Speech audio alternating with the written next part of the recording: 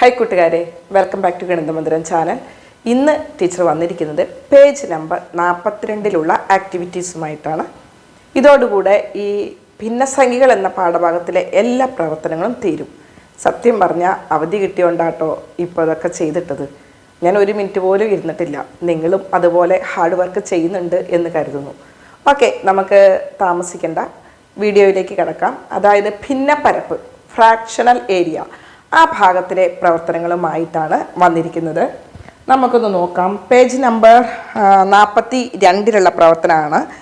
The length and breadth of some rectangles are given below. Find the area of each. അതായത് അവിടെ ചില ചതുരങ്ങളുടെ നീളവും വീതിയും തന്നിട്ടുണ്ട്. പരപ്പളവ് കാണാനാണ്. ഞാൻ ഇവിടെ എഴുതിയിട്ടുണ്ട് 3.25 സെൻറ്റിമീറ്ററും 4.5 സെൻറ്റിമീറ്ററുമാണ്. നീളം ലെങ്ത്ത് 3.25 സെൻറ്റിമീറ്റർ, വീതി ബ്രെഡ്ത്ത് 4.5 സെൻറ്റിമീറ്റർ തന്നിട്ടുണ്ട്. പരപ്പളവ് കാണാൻ ഏരിയ കാണാൻ നമ്മൾ എന്താ ചെയ്യേണ്ടത്? ഞാനൊക്കെ ക്ലാസ്സിൽ പഠിപ്പിക്കുമ്പോൾ ഒരു മുദ്രാവാക്യം പറഞ്ഞു കൊടുക്കാറുണ്ട്. നീളവും വീതിയും തമ്മിൽ ഗുണിച്ചാൽ പരപ്പളവ് ലഭിച്ചിടും. അപ്പം മുദ്രാവാക്യം ആകുമ്പോൾ ഒന്നും കൂടെ ചടുലതയോടുകൂടെ വേണം പറയാൻ. നീളവും വീതിയും തമ്മിൽ ഗുണിച്ചാൽ പരപ്പളവ് ലഭിച്ചിടും. അത് നമ്മുടെ മനസ്സിൽ പഠിച്ച കാര്യങ്ങൾ ഹൃദിസ്ഥമാക്കാൻ വേണ്ടി ചെറിയൊരു മുദ്രാവാക്യം ഉപയോഗിച്ചു, അത്രയേ ഉള്ളൂ. അപ്പം ഇത് തമ്മിൽ ഗുണിച്ചാൽ മതി എന്ന് നമുക്ക് അറിയാം. 3.25 ഗുണിക്കണം 4.5. ഇനി ഇവിടെ ഗുണിക്കാൻ വേണ്ടി നമുക്ക് ഭിന്നത്തെ ഒന്ന് മാറ്റണം. നമുക്ക് മാറ്റാം.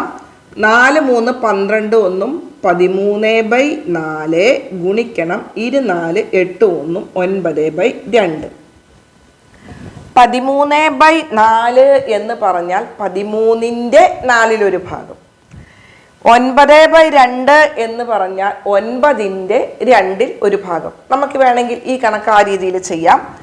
13 ഗുണിക്കണം 1/4 ഗുണിക്കണം 9 ഗുണിക്കണം 2 അപ്പം നമുക്ക് 13 ഗുണിക്കണം 9 ഗുണിക്കണം 1/4 ഗുണിക്കണം 1/2. ഇത് ഞാൻ 13 പൂർണ്ണസംഖ്യ ആദ്യം എഴുതിയതാണ്.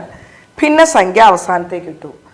13 9 എത്രയാണെന്ന് നിങ്ങൾക്ക് അറിയാം. നിങ്ങൾ എഴുതി ഗുണിച്ചാൽ മതി. 117 കിട്ടുക.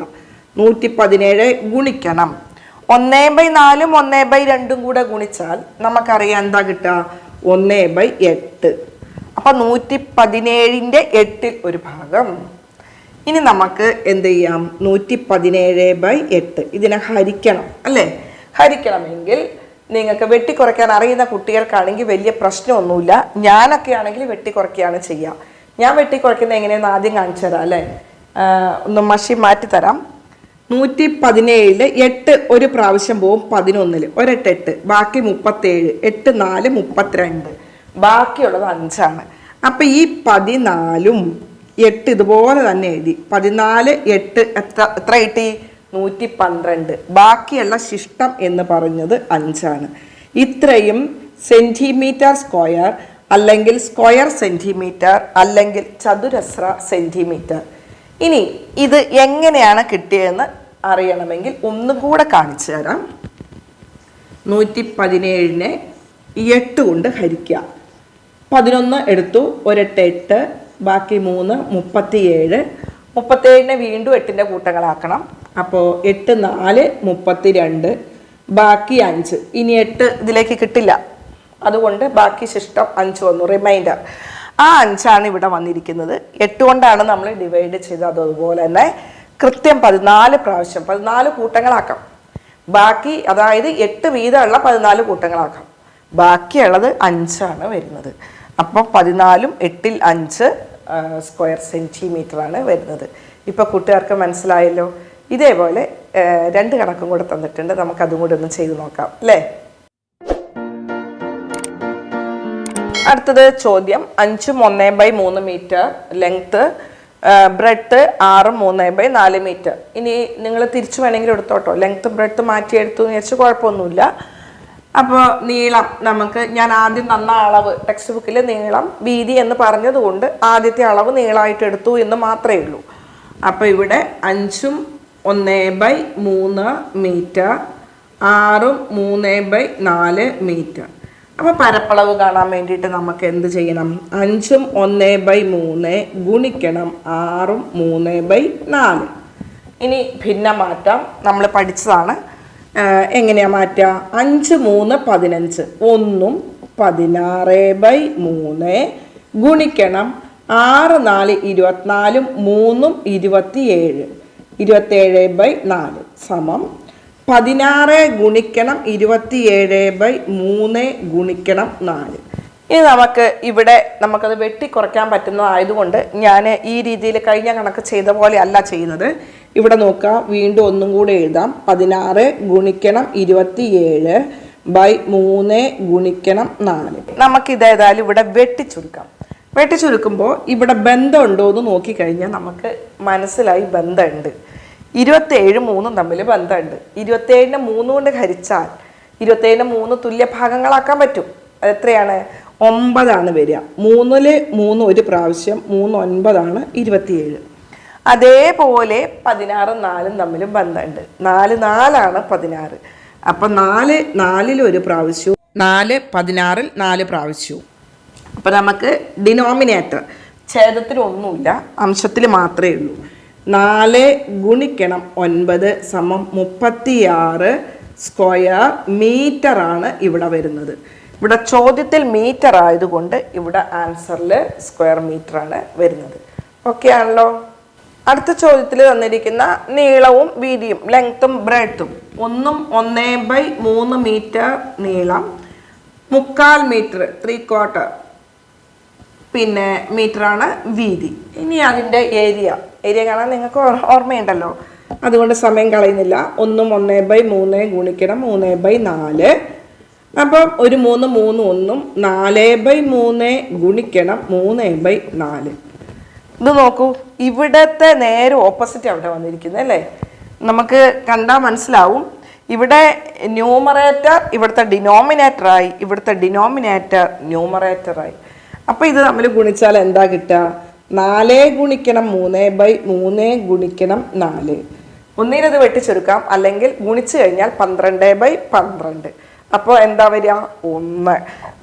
ഇവിടെ നോക്കൂ, ഞാൻ ഇത് വെട്ടി, ഇവിടെ 1 ഇവിടെ 1. അപ്പോൾ സമയം എത്രയാണ്? 1. വെറും 1 വരുന്നത്? അല്ല, ഒരു സ്ക്വയർ മീറ്ററാണ് വരുന്നത്. ഇത് യൂണിറ്റ് നിങ്ങൾ എഴുതണം, അല്ലെങ്കിൽ ഒരു ചതുരശ്ര മീറ്റർ അല്ലെങ്കിൽ മീറ്റർ സ്ക്വയർ എങ്ങനെ വേണമെങ്കിലും നിങ്ങൾക്ക് എഴുതാം. അപ്പം അതിൻ്റെ യൂണിറ്റും കൂടെ എഴുതാൻ മറക്കരുത്. വെറുതെ 1 എഴുതി വെച്ചാൽ നമുക്കറിയാം ഇവിടെ ഒരു മീറ്റർ ഉണ്ട്, ഇവിടെ ഒരു മീറ്റർ ഉണ്ട്. അപ്പോൾ ഇവിടെയും മീറ്റർ ഉണ്ട്, 2 മീറ്റർ വരുന്നുണ്ട് അല്ലേ? അതുകൊണ്ടാണ് സ്ക്വയർ മീറ്റർ അല്ലെങ്കിൽ മീറ്റർ സ്ക്വയർ അല്ലെങ്കിൽ ചതുരശ്ര മീറ്റർ എന്ന് വരുന്നത്. അത് പ്രത്യേകം ശ്രദ്ധിക്കണം. അടുത്ത ചോദ്യം, what is the area of a square of side 1.5 metres? അതായത് വശങ്ങളുടെ എല്ലാം നീളം 1.5 മീറ്ററായ സമചതുരത്തിൻ്റെ പരപ്പളവ് എത്ര? അപ്പം നമുക്കറിയാം വശങ്ങളുടെ എല്ലാം നീളം എത്രയാണ്? 1.5. അപ്പം സൈഡ് വശം, ഒരു വശത്തിൻ്റെ അളവ് എന്ന് പറയുന്നത് എത്രയാണ്? 1.5 മീറ്ററാണ് വരുന്നത്. നമുക്കറിയാം സമചതുരത്തിൻ്റെ ഏരിയ പരപ്പളവ് കാണാൻ എന്താ ചെയ്യുക? വശം ഇൻറ്റു വശം അല്ലേ? അപ്പോൾ നമുക്ക് ഇവിടെ ഇതിൻ്റെ ഏരിയ പരപ്പളവ്, സമചതുരത്തിൻ്റെ ഏരിയ ഓഫ് ദ സ്ക്വയർ നിങ്ങൾ ആ രീതിയിൽ എഴുതിക്കോളാം. ഞാനിവിടെ എളുപ്പപ്പണിക്കാണ് ഇങ്ങനെ എഴുതുന്നത്. 1.5 ഗുണിക്കണം 1.5. അപ്പോൾ ഒരു 2 2 1 3/2 ഗുണിക്കണം 3/2 3 3 9/4. അപ്പോൾ 9/4 എന്ന് പറഞ്ഞാൽ 9നെ 4ൻ്റെ കൂട്ടങ്ങളാക്കി മാറ്റിയാൽ 2 കൂട്ടം നമുക്കൊന്ന് കിട്ടും. 24 8 ബാക്കി റിമൈൻഡർ 1. ആ 1 ഇവിടെ ഇട്ടു, ശിഷ്ടം 1. ഇത്രയും എന്താണ് വരുന്നത്? സ്ക്വയർ മീറ്റർ അല്ലെങ്കിൽ ചതുരശ്ര മീറ്റർ ആണ് വരുന്നത്. മനസ്സിലായില്ലേ? അടുത്ത ചോദ്യം, the perimeter of a square is 14 metres. What is the area? അതായത് ഒരു സമചതുരത്തിൻ്റെ പരപ്പളവ് 14 മീറ്റർ. ഈ ചോദ്യത്തിൻ്റെ വിശദമായ വഴി ഞാൻ സ്ക്രീൻഷോട്ട് ഇടാം, മുഴുവൻ എഴുതാൻ അവിടെ പറ്റില്ല. ഒരു സമചതുരത്തിൻ്റെ ചുറ്റളവ് പെരിമീറ്റർ അല്ലെങ്കിൽ ചുറ്റളവ് എന്ന് പറയുന്നത് 14 മീറ്ററാണ്. 14 മീറ്റർ. ഇനി പറഞ്ഞിരിക്കുന്നത് അതിൻ്റെ പരപ്പളവ് എത്ര? ചുറ്റളവ് ചുറ്റളവ് മീൻസ് ചുറ്റിലുമുള്ള അളവ്. അപ്പോൾ സമചതുരം എന്ന് പറയുമ്പോൾ നമുക്കറിയാം 4 വശവും തുല്യമാണ്. അപ്പം ഇതും ഈ 4 വശം കൂടെ കൂട്ടിയതാണ് എന്ത്? ചുറ്റളവ്. അപ്പോൾ ഒരു വശത്തിൻ്റെ നീളം കിട്ടണം. അപ്പം എന്താ ചെയ്യേണ്ടത്? സൈഡ് ഒരു വശം എന്ന് പറയുന്നത് 14നെ 4 കൊണ്ട് ഹരിക്കുക. 14നെ 4 കൊണ്ട് ഹരിക്കാം. അപ്പം ഇവിടെ നോക്കിയത് നമുക്ക് ഒന്നും കൂടെ കുഞ്ഞിതാക്കാം അല്ലേ? അതായത് 14ലും 4ലും ഒക്കെ 2ൻ്റെ ഇരട്ട സംഖ്യകളാണ്, ഈവൻ നമ്പർ ആകുമ്പോൾ 2ൻ്റെ ഗുണിതങ്ങളാണ്, മൾട്ടിപ്പിൾസ് ആണ് അല്ലേ? അപ്പം നമുക്ക് 2 കൊണ്ട് ഹരിക്കാൻ ഇതിനെ നേർ പകുതിയാക്കിയാൽ മതി. 14ൻ്റെ പകുതി എത്രയാ? 7. 4ൻ്റെ പകുതി എത്രയാ? 2. അപ്പം 7/2 മീറ്ററാണ് എന്ത്? ഒരു വശം കിട്ടുന്നത്. ഇനി നമുക്ക് എളുപ്പമായല്ലോ. ഇനി ഏരിയ ഓഫ് ദ സ്ക്വയർ അല്ലെങ്കിൽ സമചതുരത്തിൻ്റെ പരപ്പളവ് എന്നിട്ടിട്ട് 7/2 ഗുണിക്കണം 7/2. അപ്പം 7 ഗുണിക്കണം 7 49, 2 ഗുണിക്കണം 2 4. ഇനി 49നെ 4ൻ്റെ കൂട്ടങ്ങളാക്കി മാറ്റുക. അതായത് 49നെ 4 കൊണ്ട് ഹരിക്കുക. 10 4 40. പിന്നെ 9 ഉണ്ട്. 9ൽ 4 2 പ്രാവശ്യം അല്ലേ? 2 4 8. അപ്പോൾ 10 2 12 4 48. ബാക്കി റിമൈൻഡർ 1, ശിഷ്ടം 1 വരും. അപ്പോൾ 12.25 മീറ്റർ സ്ക്വയർ അല്ലെങ്കിൽ ചാമി എന്നിട്ടത് ചതുരശ്ര മീറ്റർ എന്നാണ് കേട്ടോ. മീമി കേൾക്കുമ്പോൾ ചോറുണ്ടെന്ന മീമി അല്ല കേട്ടോ, മില്ലിമീറ്റർ. അപ്പോൾ ഇത് ചുരുക്കത്തിൽ എഴുതിയതാണ്. 12.25 ചതുരശ്ര മീറ്ററാണ് അതിൻ്റെത് വരിക. അപ്പോൾ ഈ രീതിയിലുള്ള ചോദ്യങ്ങളൊക്കെ നിങ്ങൾക്ക് തരും. നമ്മളൊരു കാര്യം പഠിച്ചിട്ടുണ്ടെങ്കിൽ അത് പല രീതിയിൽ ചോദ്യങ്ങൾ ചോദിക്കാം. ഏത് രീതിയിൽ ചോദിച്ചാലും ചെയ്യാൻ വേണ്ടി നമ്മൾ അറിഞ്ഞിരിക്കണം. ഓക്കെ ആണല്ലോ? അപ്പോൾ കൂട്ടുകാരെ, എനിക്ക് വലിയൊരു ആശ്വാസമായിട്ടോ. അതായത് വലിയൊരു പാഠം ഇത് തന്നെയാണ് 6ാം ക്ലാസ്സിലെ 3ാമത്തെ പാഠം. അപ്പോൾ അതിലെ പ്രവർത്തനങ്ങളൊക്കെയും കൂടെ ചെയ്തിട്ടു. അപ്പോൾ ഏതായാലും 10 വീഡിയോകളിലായിട്ടാണ് ഇതിൻ്റെ ഫുൾ ആക്ടിവിറ്റീസ് വന്നിരിക്കുന്നത്. എനിക്കും ആശ്വാസമായി. ഇനി പണി നിങ്ങൾക്കാണ്. നിങ്ങൾ എന്ത് ചെയ്യണം? പഠിക്കണം. നിങ്ങൾക്ക് ചെയ്തു തരേണ്ട ഉത്തരവാദിത്തം എൻ്റെ ആയിരുന്നു. അപ്പോൾ അത് ഞാൻ ചെയ്തു. അപ്പോൾ എനിക്കിനി മനസ്സമാധാനമായി. പഠിക്കേണ്ടത് നിങ്ങളുടെ ഉത്തരവാദിത്തമാണ്. അപ്പോൾ പഠിക്കുക എന്നുള്ള നിങ്ങളുടെ കടമ നിങ്ങൾ നിറവേറ്റുക, അത്രേ എനിക്ക് പറയാൻ പറ്റുള്ളൂ. അപ്പോൾ അതുകൊണ്ട് നിങ്ങൾ ചെയ്യുക. ബാക്കി നമുക്ക് ഈ പാഠത്തിലെ പ്രവർത്തനങ്ങളല്ല, ഇനി വരുന്നത് അടുത്ത പുതിയ പാഠം തുടങ്ങുകയാണ്. അപ്പോൾ ഏതായാലും ഇത്രയും എന്നെ കേട്ട് പഠിച്ച എല്ലാവർക്കും ഒത്തിരി ആശംസകൾ. നന്നായിട്ട് പഠിക്കുക. Wish you all the best. അടുത്ത വീഡിയോയിൽ കണ്ടുമുട്ടുന്നതുവരെ love you all. Okay, by.